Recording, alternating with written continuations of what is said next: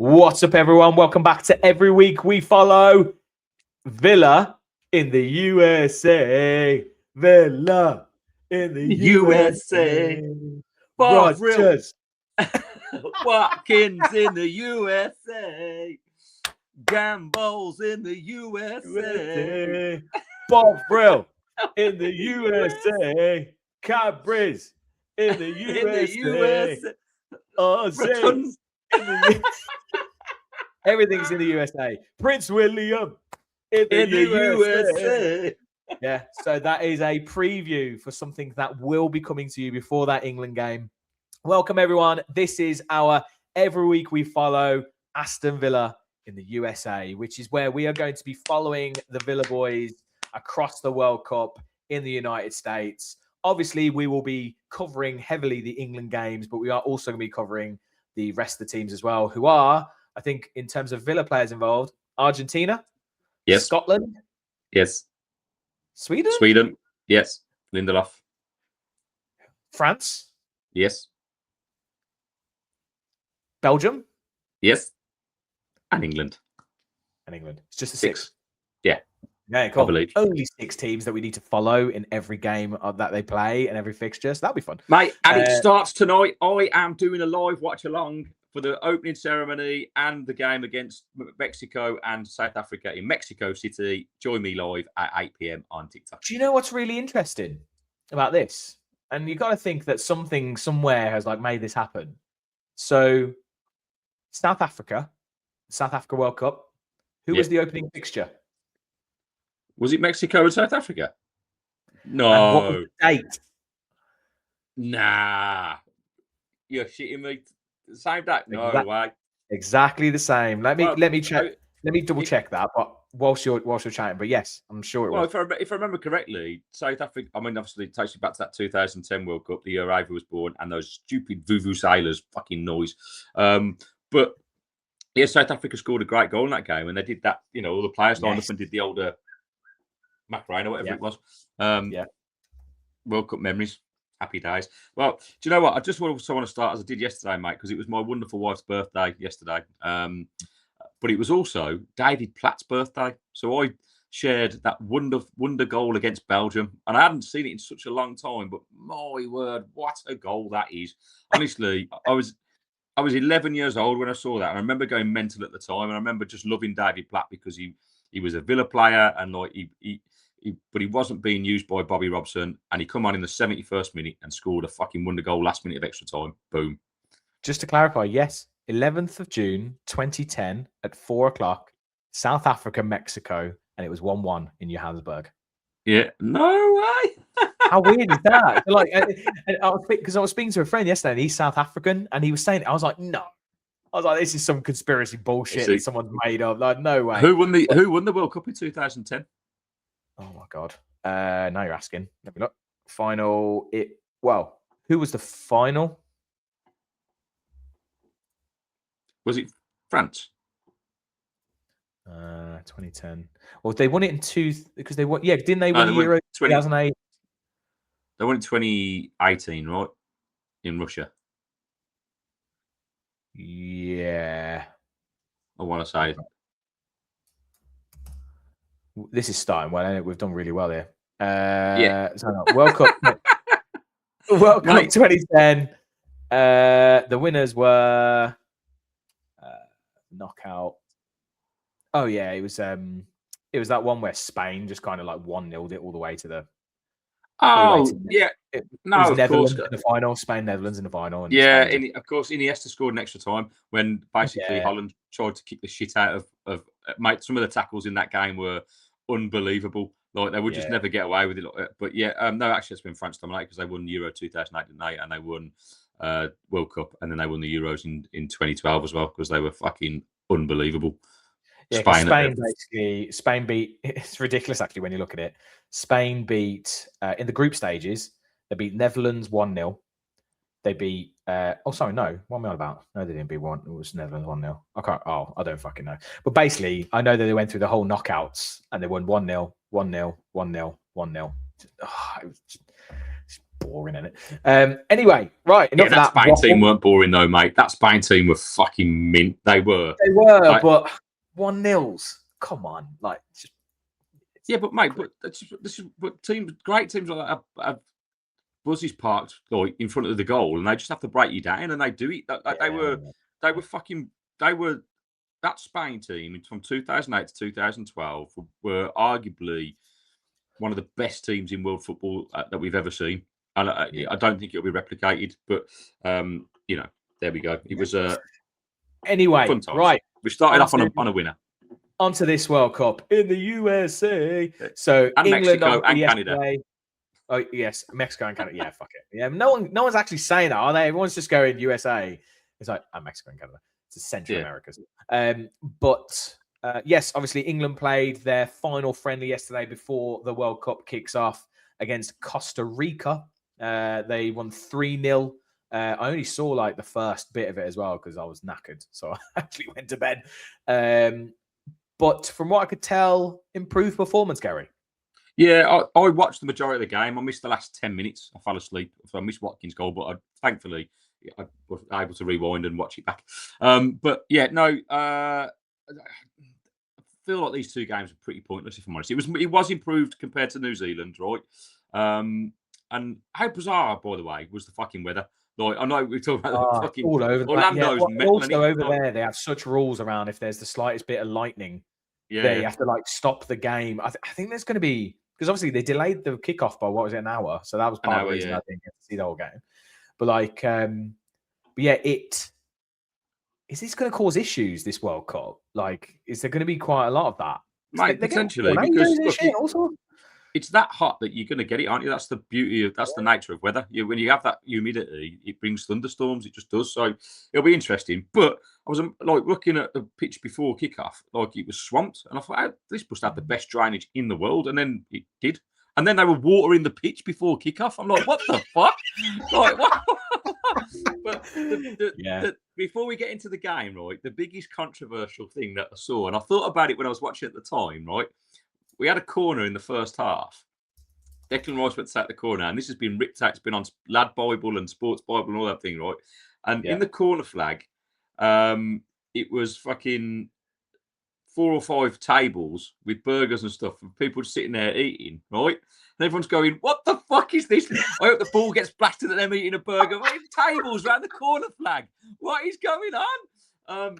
Like Americans just don't get it. Like, no, it's bizarre, isn't it? I mean, it'll be interesting to see like how the crowds and that are, because even listening to the crowd, I was like, it doesn't sound like a proper football match. Sounds like a weird. But obviously, it was just a friendly, right? But it's like, it's a bit strange at this point. Mate, I think the atmospheres are going to be shit when you're charging 250 grand a ticket. This is the problem, right? You are just going to have American tourist fans who just want to see these teams like here, and then they're going to be like, "Oh yeah, soccer, it's great." Soccer, while they sit there eating their burger on their little table. Fuck off! You're missing the point. Right, so that was funny. But in terms of the game, much improved. I thought Madueke looked excellent on the right hand side, and Anthony Gordon on the left. He was much better than against New Zealand. I don't know if that's going to be the starting 11. I hope it's not. I'd rather see Rogers playing in that thing. Bellingham did okay. Defensively, Konsa looked solid. Reece James again, quality. Like, we've got quality throughout that team, and I think I said this in my analysis review, mate, that it would be great, and I really hope Thomas Tuchel gives the players the opportunity to play with the freedom that we know they like. Because I was so bored of Gareth Southgate. I know everyone bummed him because he got us a final and 2 semis. Should have won something though. How the fuck we didn't win anything with the team that we had right in that moment? Is ball football, play not to lose. I really hope we go out and attack teams and go out. And it's also, if you are getting to 2 semi-finals and a final or whatever it is they actually managed to get to in this time. At that point, you have to go, well, the players are good enough. The players are good enough. It's the manager, and that, especially that final, oh man. Mate, I will never forgive Gareth Southgate for that final in the Euros. It's unacceptable to what he did after going 1-0 up in the first minute to play so scared, to play like let's defend the lead. Mate, Italy in that first half were vulnerable. And I don't think Thomas Tuchel's going to do anything anywhere near the same. Because looking at that performance yesterday, like that's what he wants players to have a go. There was lots of overlapping going on. We played some lovely stuff, again against the poor Costa Rica side who part the buzz. I don't know how much you're going to learn in the game like that, where what you need is a bit of bet. I mean, that game against Croatia will be a tough game, but I fancy that's the hardest game of the group, right? Yeah, I think if we win that game, I think we're on our way to the knockouts. But I fancy us because they will ultimately come and play, and I don't think Tuchel, because of his experience in the Premier League and and having coached in Europe as well, that he'll pick a team that's on form, right? And two, I think looking at yesterday, if he does that, I think will cause lots of teams problems because actually it worked really well in terms of Harry Kane dropping deep and he spread some lovely passes out wide to Madueke and then got in and we managed to get in and around the box. Royce, it worked really well. Elliot Anderson as well. Look, I mean, plaudits need to be given to this boy because he's an exceptional footballer, and he. There's a reason why Nottingham Forest are asking for 100 million for him. He looks like he's at the pick of Man City and Man United, and I think they'll probably get it because he's arguably been the best player in the Premier League this season as a whole. I mean, I'd love to say that it was Kamara because they're playing a very similar role, but obviously he's missed half the season. Declan Rice. Declan Rice too, yeah. But I think because it's expected of Declan Rice, and we all know what Declan Rice is about, I think because of who Anderson plays for, Forest, who have been battling relegation, the fact that he's probably almost single-handedly done that, that's what we'll see what he goes next. But he'll be key because it allowed Declan Rice to get in and around the box in the first half, and Declan Rice's quality. I know he's only just come to join the squad, but he was chasing back and stuff. I love players like that because he gives everything, and that's what that's what you're going to need in tournament football. And but it is tournament football, so I really hope we go at teams that we go at Croatia and we try and beat them, and not try and nick a goal and fucking sit back and see what they've got. Yeah. I mean, we will obviously we'll do a preview of that game next week. We'll go a little bit more into detail about it. But I think in terms of Villa in this tournament and Villa players in this tournament, there's actually quite a few. Like we just listed out the 6 teams. Tell you what, Villa players have got a really good chance of there being a Villa player winning this tournament. Argentina, France, England, Belgium always seem to just somehow not turn up. They're like such a good squad of players. Belgium are weird, aren't they? Over the last 10 years, they've had some of the best players in world football and haven't managed to kind of do anything. Their squad sometimes just like, how are they not better? I mean, obviously under Roberto Martinez and then... But similar to England, right?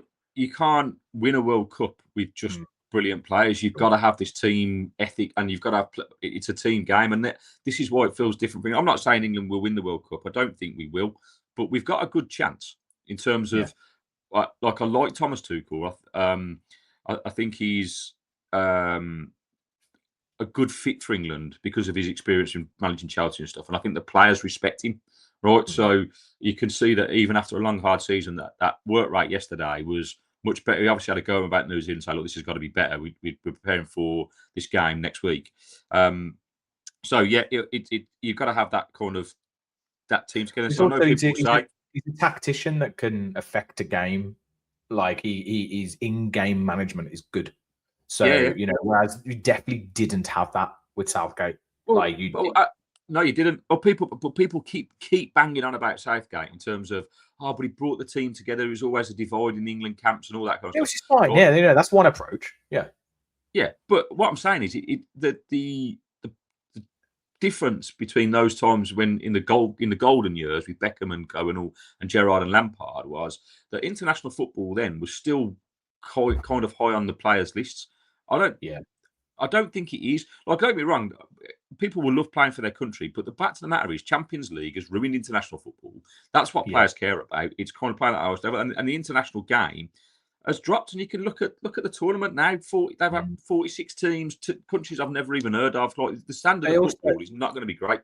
They also talk about, like, back in those days as well, because we talk about the players, like the England players, getting them back together and getting the camaraderie and stuff. And I think part of that is to do with the crop of talent that are coming through now. they're all of a kind of a similar ilk or age. They came through in like youth setups as well at different clubs. I think they like know each other really well. Whereas before we had a lot of like individuals, and it was all a bit disjointed between that kind of Beckham, Rooney kind of era and then this era now. I think there's a bit of a weird time. Well, mate, like, there was a massive divide, wasn't it? Because if you think about it, when Beckham came through, I always thought like, Beckham was the first superstar footballer. He changed the way that football was. Basically, footballers were looked at and how they were paid. They became celebrities, right? Like, they became celebrities, right? Now they're all on more or less an even play, but they're all earning stupid money. That so the rivalries that used to be there, like at club level, and what you have to are not there as much because the standard of football is improved.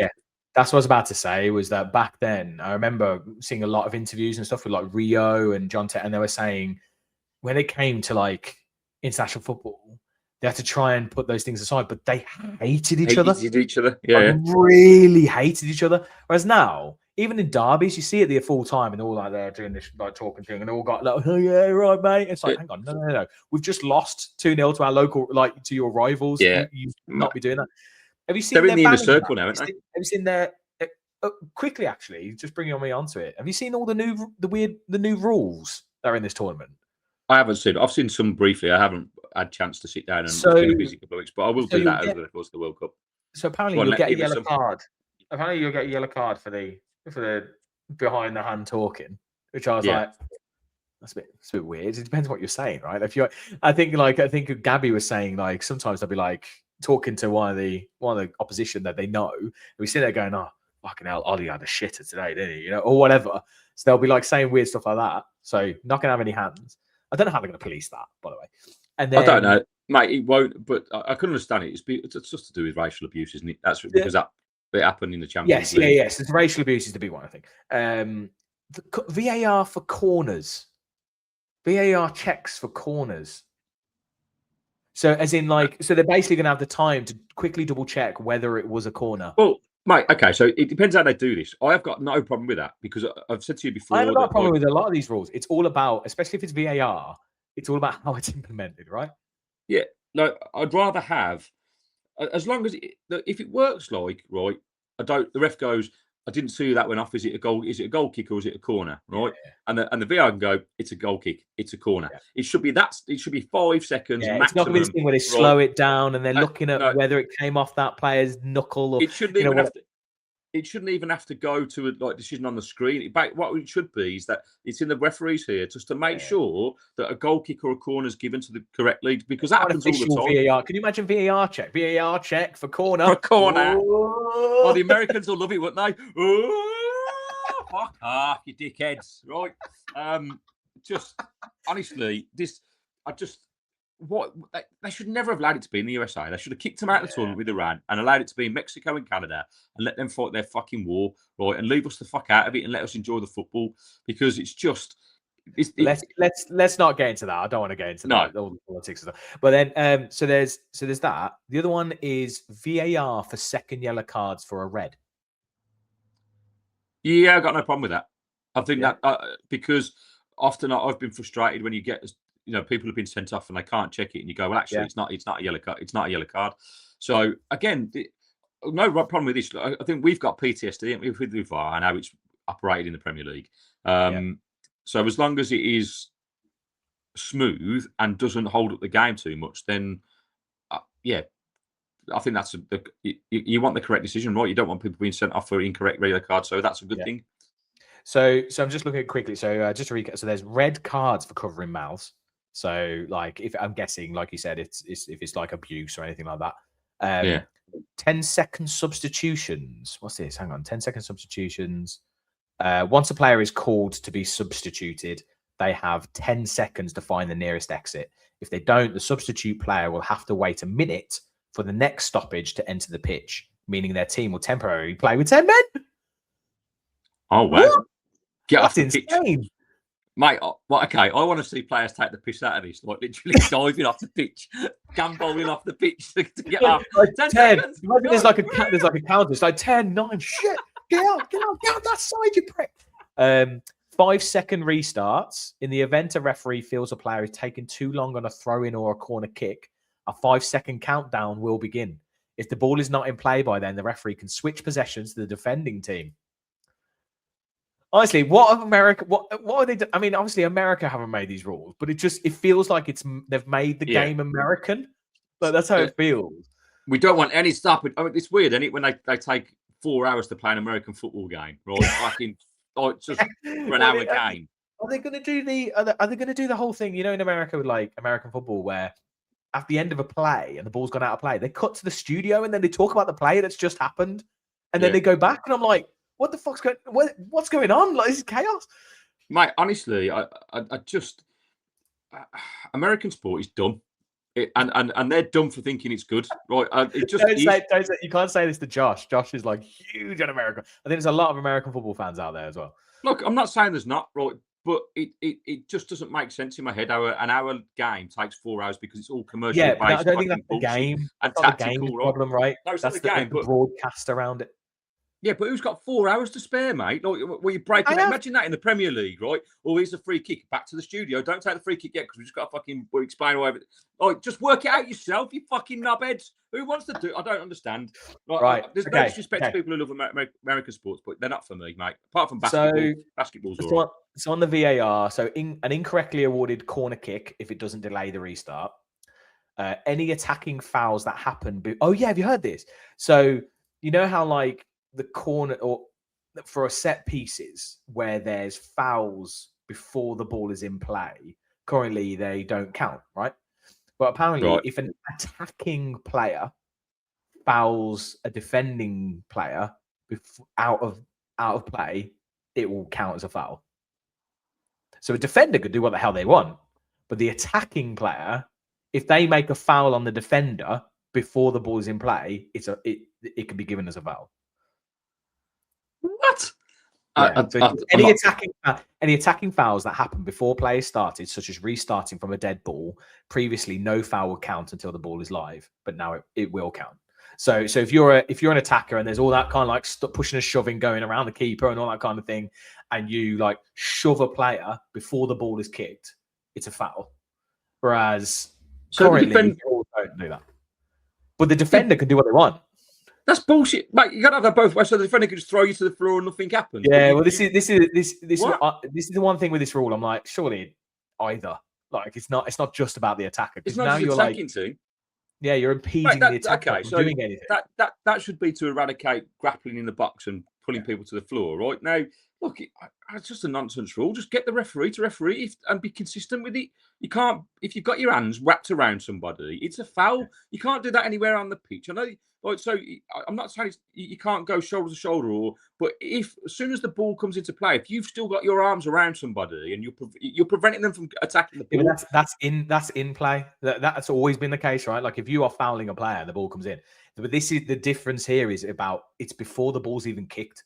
So if you're lining up, you're pointing your hand up for the corner kick, and someone's shoving around and attacker's pushing the defender, it will be given as a foul.